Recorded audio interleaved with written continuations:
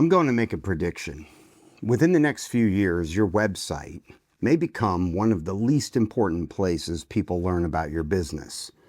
Not because websites are dead, and not because they don't matter. They do play a viable and important role. But buying behavior has completely changed. I'm going to say that again. Buying behavior has completely changed. Okay, people don't just go to your website anymore and to make a decision. They're going to investigate you. They Google you. They watch your videos. They read your reviews. They search your name on YouTube. They're going to ask AI. They look at your LinkedIn. And then they might ask someone in their network. They listen to your podcast, or they search for one that doesn't exist. And by the time they finally land on your website, they've already formed an opinion. So today we're talking about why your website is no longer your salesperson. It is your proof point. And if everything else around your website is weak, the website alone can't save you. Welcome back to The Content Machine, a Follow Up Media production. My name is Christian Lee. I'm the CEO of Follow Up Media. We are a full-service, creative-led agency and production company and studio infrastructure company. At any point, you have a question, you want to weigh in on a topic and tell me how horrible I am, that's okay too. Just leave a comment. You could always hit us up in our episode description. All of our links are there, followupmedia.com. We would love to hear from you, whether you like the content or if you have any questions or opinions. Feel free to shoot them at me. Just spell my name right or wrong. Doesn't really matter at the end of the day. But you know, our whole goal with this is to help turn brands and their expertise into more visibility, that visibility into trust, and trust into business. So last episode, we talked about why chasing viral moments is a dangerous strategy, and we ended with this idea that content doesn't build businesses, trust does. Content is simply how trust scales.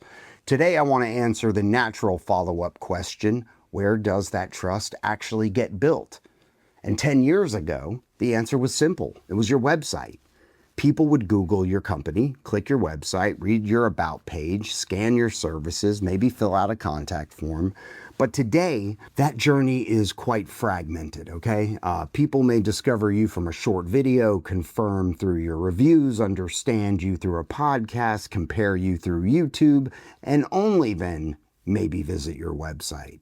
So if your entire digital presence is built around one static website, which that's another argument that we have made plenty of times on this platform, is that, you know, your website should be a media engine, ingesting all of your media and showcasing that. But, you know, it's also got to live to this point outside of your website as well.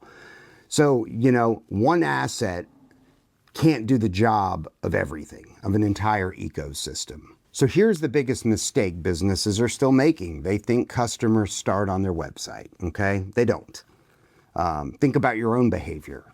If your air conditioner dies in July, which mine just did, and I just had to have Reliable Heating and Air come over just yesterday to fix it, you don't immediately type in a company website address if you don't already have an established relationship with one. You probably go onto Google, AC repair near me. You look at the reviews, you might ask a neighbor, you search Facebook, you may watch a YouTube video about what the issue could even be before you even call someone.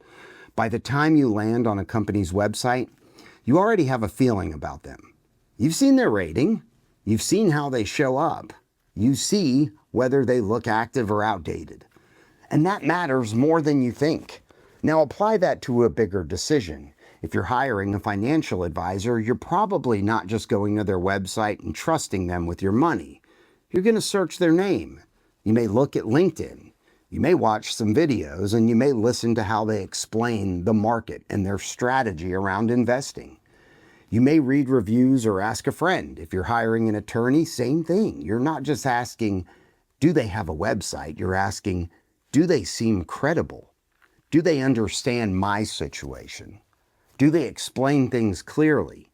Am I treated like a number, or do I feel like I could be treated like just a number? Does this person or company feel like someone that I could probably trust? The website no longer the first impression. In many cases, it's the confirmation page. It confirms or weakens the opinion the buyer already formed somewhere else. And that is a massive shift. And a lot of traditional minded media people are still wrestling with the traditional mindset versus a modern attention economy mindset. Because if the buyer discovers you through Google but finds no video, no thought leadership, no reviews, no updated content, no examples, and no educational material, your website must do all the heavy lifting itself. And if it's not anywhere else, chances are none of that content's going to be on your website either. And most websites are not built for that. Most websites say, hey, here's who we are, here's what we do, here's a contact form. It's not enough anymore. And because buyers don't want claims, they want evidence. Real estate buyers don't just want to know you sell homes, they want to see that you understand their market. Financial clients don't just want to know you manage money, they want to hear how you think about money. IT clients don't just want to know you offer cybersecurity, they want proof that you understand real risks. And medical practices don't just want a nice website. They need trust before the patient ever schedules. Discovery no longer happens in one place. It happens across many touch points. Search, video, reviews, social, AI, podcast, website, referral. Your brand is now judged by the total picture. Your website is not the first impression anymore. It is the place buyers go to confirm the impression they already had. So if buyers are starting somewhere else, the next question is obvious. Where the hell are they starting? And increasingly, the answer is becoming more in the AI department.